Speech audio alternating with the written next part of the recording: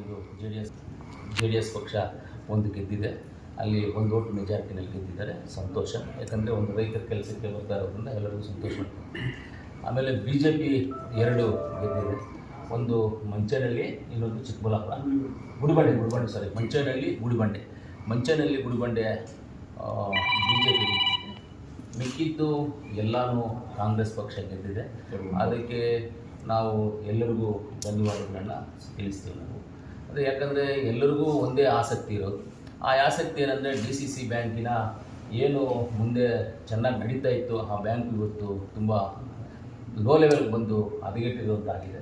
ಅದನ್ನು ಸರಿಪಡಿಸಬೇಕು ಅನ್ನೋ ಉದ್ದೇಶದಿಂದ ನಾವೆಲ್ಲ ಚುನಾವಣೆಗೆ ಹೋದ್ವಿ. ಖಂಡಿತವಾಗ್ಲೂ ಎಲ್ಲ ಇವತ್ತು ಚುನಾವಣೆಯನ್ನು ಗೆದ್ದಿದೆ. ಎಲ್ಲರೂ ಕಾಂಗ್ರೆಸ್ ಪಕ್ಷ ಮೆಜಾರಿಟಿ ಇದೆ. ಅದರಲ್ಲೂ ಮುಖ್ಯವಾಗಿ ನಮ್ಮ ಚಿಕ್ಕಬಳ್ಳಾಪುರ ಉಸ್ತುವಾರಿ ಮಂತ್ರಿಗಳು, ಹಾಗೆ ನಮ್ಮ ಕೋಲಾರ ಜಿಲ್ಲೆ ಉಸ್ತುವಾರಿ ಸುರೇಶ್ ಅಣ್ಣವರು, ಸುಧಾಕರ್ ಅಣ್ಣವರು, ನಮ್ಮೆಲ್ಲ ಶಾಸಕರು, ಬಾಗೇಪಲ್ಲಿ ಸುಬ್ಬಾರೆಡ್ಡಿ ಆಗ್ಬೋದು, ಆಮೇಲೆ ನಮ್ಮ ಶಿವಶಂಕರ ರೆಡ್ಡಿ ಅಣ್ಣವರು, ಆಮೇಲೆ ನಮ್ಮ ಇವರು ಬಾಗೇಪಲ್ಲಿ ನಮ್ಮ ಗೌರಿಬಿದನೂರು ಹುಟ್ಸಾಂಗೌಡರು, ಈ ಕಡೆ ನಂಜೇಗೌಡರು ಆಗ್ಬೋದು, ಈ ಕಡೆ ನಮ್ಮ ರಮೇಶ್ ಕುಮಾರ್ ಸ್ವಾಮಿಗಳು ಹಿರಿಯರು ಅವರು, ನಾನು ಸೇರಿಕೊಂಡು SN ನಾರಾಯಣ ಸ್ವಾಮಿ ಅವರು, ಲೋಕ ಅವರು, ಎಲ್ಲ ಕಾಂಗ್ರೆಸ್ ಪಕ್ಷ ಇವತ್ತು ಮೆಜಾರಿಟಿ ಗೆದ್ದಿದ್ದೀವಿ. ಮೆಜಾರಿಟಿ ಗೆದ್ದಿರೋದಕ್ಕೆ ಸಂತೋಷ ಆಗಿದೆ. ನಾನು ಎಲ್ಲರಿಗೂ ಧನ್ಯವಾದಗಳನ್ನು, ಕೋಲಾರ ಹೆಡ್ ಕ್ವಾರ್ಟರ್ ಇರೋದ್ರಿಂದ ಎಲ್ಲರಿಗೂ ನಾನು ಧನ್ಯವಾದಗಳನ್ನು ತಿಳಿಸ್ತೀನಿ. ಇನ್ನೇನಾದ್ರು ಬಂಗಾರಪೇಟು ಕಾಂಗ್ರೆಸ್, KGF ಕಾಂಗ್ರೆಸ್, ನಾನು ಕಾಂಗ್ರೆಸ್, ಮಾಲೂರು ಕಾಂಗ್ರೆಸ್. ಇವಾಗ ಮಾಲೂರಲ್ಲಿ 2 ಗೆದ್ದಿದ್ದೀವಿ, ಒಂದು ಇನಾಮಸ್ ಆಗಿದೆ, ಒಂದು ಮಿಲ್ಕ್ ಗೆದ್ದಿದ್ದೀವಿ. ಮಾಲೂರು ಕಾಂಗ್ರೆಸ್, ಎಲ್ಲ ನಮ್ಮ ಕಾಂಗ್ರೆಸ್ ಎಲ್ಲ ಇರೋದಿಲ್ಲ. ಸಪೋರ್ಟ್ ಮಾಡ್ತಾರ ಅನ್ನೋದು ನಾನೇನು ಅಧ್ಯಕ್ಷ ಬೇಕು ಅಂತ ಕೇಳ್ತಾ ಇದ್ದೀನಿ. ಸಪೋರ್ಟ್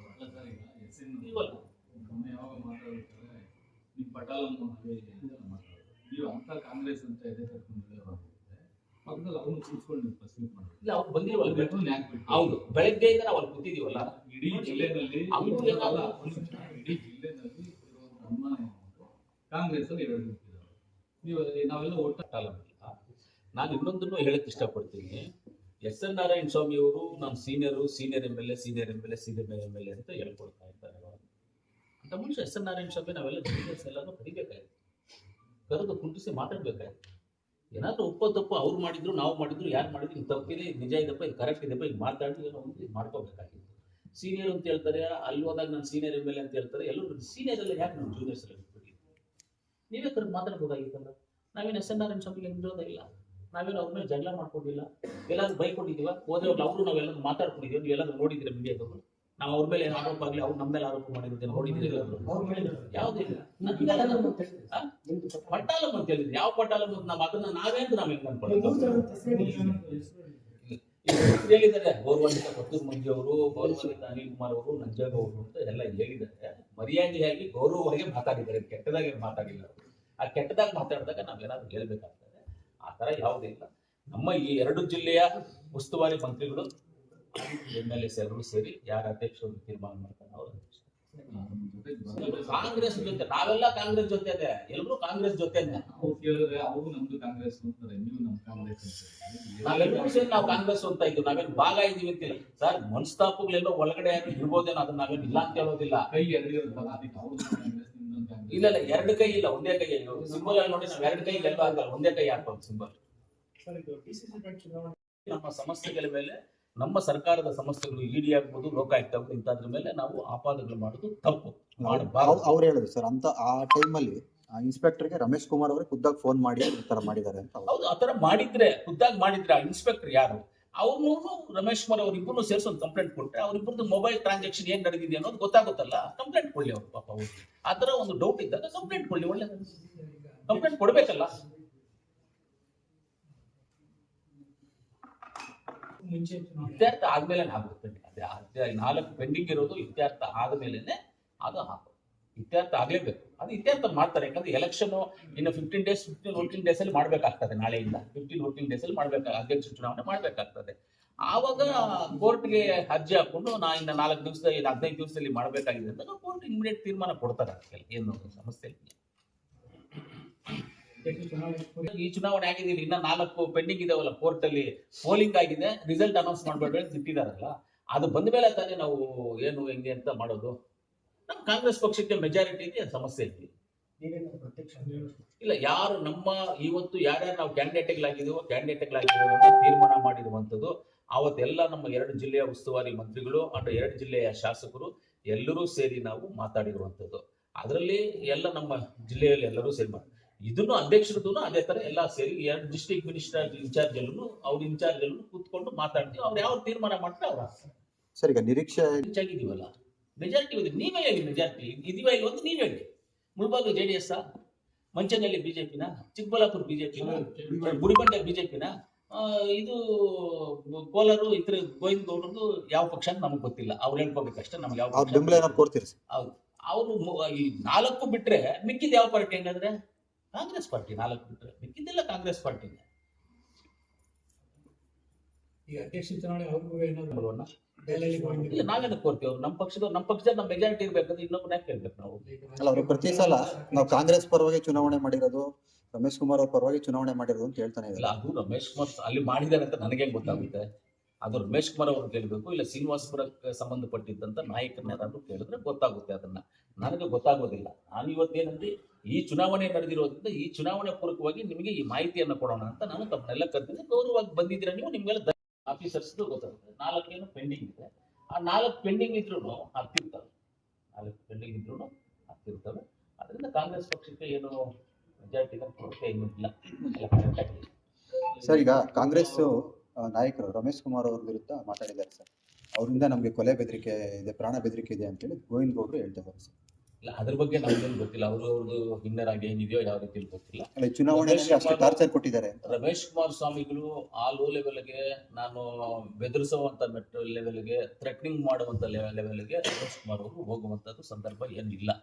ಆ ಥರ ಅವರು ಅಲ್ಲ. ಆ ಥರ ಸಂದರ್ಭಕ್ಕೆ ಅಂತೂ ಏನೂ ಇಲ್ಲ.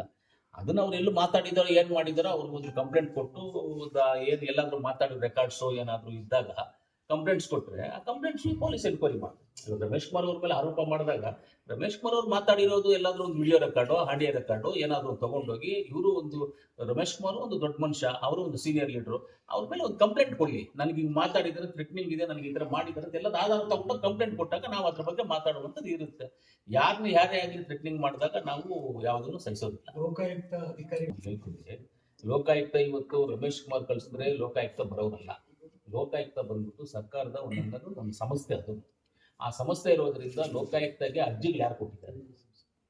ಯಾರು ಅರ್ಜಿಗಳು ಕೊಟ್ಟಿದ್ದಾರೆ? ಮೊದಲು ಇದು ಇವಾಗಿಲ್ಲ, 4-5 ವರ್ಷಗಳ ಹಿಂದುಗಡೆ ಬಂದ್ಬಿಟ್ಟು ಇದಕ್ಕೆಲ್ಲ ಅರ್ಜಿಗಳು ಕೊಟ್ಟಿರುವಂತದ್ದು. ಅವ್ಯವಹಾರಗಳು ನಡೆದಿದ್ದಾವೆ, ಏನೇನು ನಡೆದಿದೆ ಅಂತ ಅರ್ಜಿಗಳು ಕೊಟ್ಟಿದ್ದಾರೆ. ಇದ್ರ ಮೇಲೆ ಅವ್ರು ಎನ್ಕ್ವೈರಿಗೆ ಬಂದಿರ್ಬೋದು. ಯಾರೋ ಒಂದು ಲೀಡರ್ ಹೇಳ್ಬಿಟ್ರೆ, ಒಂದು ಇವ್ರು ಹೇಳ್ಬಿಟ್ರೆ ಬರ್ತಾರೆ ಅನ್ನೋದು ಶುದ್ಧ ಸುಳ್ಳು. ಯಾರೋ ಒಬ್ರು ಹೇಳಿದ್ರೆ ಬರುವಂತದ್ದು ಲೋಕಾಯುಕ್ತದ್ದು. ನಮ್ಮ ಒಂದು ಲೋಕಾಯುಕ್ತ ಸಂಸ್ಥೆ ಮೇಲೆ ನಾವೇ ಅನುಮಾನಗಳನ್ನ ಪಡಬಾರ್ದು. ಈ ರಾಜ್ಯದ ಪ್ರಜೆಗಳಾಗಿ ನಾವು ಅನುಮಾನಗಳನ್ನು ಪಡಬಾರ್ದು. ಆ ಸಂಸ್ಥೆ ಅವ್ರು ಯಾರಿದಾರೋ ಅದರಲ್ಲಿ ಲೋಕಾಯುಕ್ತದಲ್ಲಿರುವಂತ SP ಇದಾರಲ್ಲ, ಪ್ರೆಸೆಂಟ್ ಲೋಕಾಯುಕ್ತ SP ADGP ಏನೋ ಹೆಸರು, ಅವರಷ್ಟು ಆನೆಸ್ಟ್ ಆಫೀಸರ್ ಯಾರು ಇಲ್ಲ ಗೊತ್ತಾ? ಅಷ್ಟು ಆನೆಸ್ಟ್ ಆಫೀಸರ್. ಅಂತ ಆಫೀಸ್ ಅವ್ರಿಗೆಲ್ಲ ಫೋನ್ಗಳು ಮಾಡಿ ನೀವು ರೈಡ್ ಮಾಡಿ ಅಂತ ಹೇಳಿದ್ರೆ ಇದ್ಕೊಂಡು ಅವ್ರು ಮಧ್ಯ ಒಳಗಡೆ ಹಾಕ್ತಾರೆ. ಅಂತ ಆನೆಸ್ಟ್ ಆಫೀಸರ್ ಯಾರನ್ನ ಕೇಳ್ಕೊಳ್ಳಿ. ಅವ್ರ ಬಗ್ಗೆ ತುಂಬಾ ಆನೆಸ್ಟ್ ಆಫೀಸರ್ಸ್ ಅವ್ರು ಯಾರನ್ನ ಅಂತ ಕೇಳುವಂತವ್ರಲ್ಲ ಅವರೆಲ್ಲ. ಅದು ನೋಡಿ ಹಂಗೆ ಹೇಳಕ್ ಹೋದ್ರೆ ಇವತ್ತು ನಮ್ಮ ನಾಯಕರಾದಂತ ಪರಮೇಶ್ವರ್ ಸಾಹೇಬ್ರಿಗೆ ED ರೈಡ್ ಆಗಿದೆ. ನಿಮ್ಗೆಲ್ಲ ಗೊತ್ತು, ನಿಮ್ಮ ಮಾಧ್ಯಮದಲ್ಲೇ ನೋಡಿದ್ವಿ, ಕರೆಕ್ಟಾ? ಹಂಗಾದ್ರೆ ನಾವು ಆಪೋಸಿಷನ್ ಪಕ್ಷದ ಮೇಲೆ ಹೇಳಕ್ಕಾಗುತ್ತೆ ಅವ್ರು ಮಾಡಿಸಿದ್ದಾರೆ ಅಂತ ಹೇಳಕ್ಕಾಗುತ್ತೆ? ನಂಜೇಗೌಡರ ಮೇಲೆ ED ರೈಡ್ ಆಯ್ತು ಅಂದ್ರೆ ಬೇರೆ ಪಕ್ಷದವ್ರು ಮಾಡಿಸಿದ್ದಾರೆ ಅಂತ ಹೇಳಕ್ಕಾಗುತ್ತಾ ನಾವು? ಅದೊಂದು ಸಂಸ್ಥೆ. ಯಾರೋ ಒಂದು ಅರ್ಜಿ ಕೊಟ್ಟು ಚರ್ಚೆಯಾಗಿ ನಾವೆಲ್ಲ ಕ್ಯಾಂಡಿಡೇಟ್ಸ್ ಆಗಿತ್ತು. ಇಲ್ಲಾಂದ್ರೆ ಇವಾಗ ನಾನು ಕೋಲಾರಲ್ಲಿ MLA ಇದ್ದೀನಿ, ಮುಳಬಾಗಿಲಲ್ಲಿ TAPSMS ಅಧ್ಯಕ್ಷನಾಗಿದ್ದೀನಿ. ಇವಾಗ ನೆಕ್ಸ್ಟ್ DCC ಬ್ಯಾಂಕ್ ಡೈರೆಕ್ಟರ್ ಆಗುವಂತ ನೆಸಿಟಿ ಏನಿತ್ತು ನಮಗೆ? ಹೈಕಮಾಂಡ್ ಅಲ್ಲಿ ತೀರ್ಮಾನ ಮಾಡಿ ನೀನು ಹೋಗ್ಬೇಕಲ್ಲಿಗೆ ಅಂತ ಹೇಳಿದಾಗ ನಾವು ಕಂಟೆಸ್ಟ್ ಮಾಡಿದ್ದು. ಇಲ್ಲಂದ್ರೆ ಇಷ್ಟೆಲ್ಲ ಜವಾಬ್ದಾರಿಗಳು ಇಟ್ಕೊಂಡು ನಾವು ಎಲ್ಲವನ್ನೂ 1-2 ಇಟ್ಕೊಂಡು ನಾವು ಕರೆಕ್ಟಾಗಿ ಮೇಂಟೈನ್ ಮಾಡಿ 3-4 ಕೈಯಲ್ಲಿ ಇಟ್ಕೊಂಡು ಮೇಂಟೈನ್ ಮಾಡೋದು ಕಷ್ಟ ಆಗುತ್ತೆ. ಜನಗಳ ಮುಗಿಸ್ಕೋಬೇಕಾಗುತ್ತೆ ನಾವು.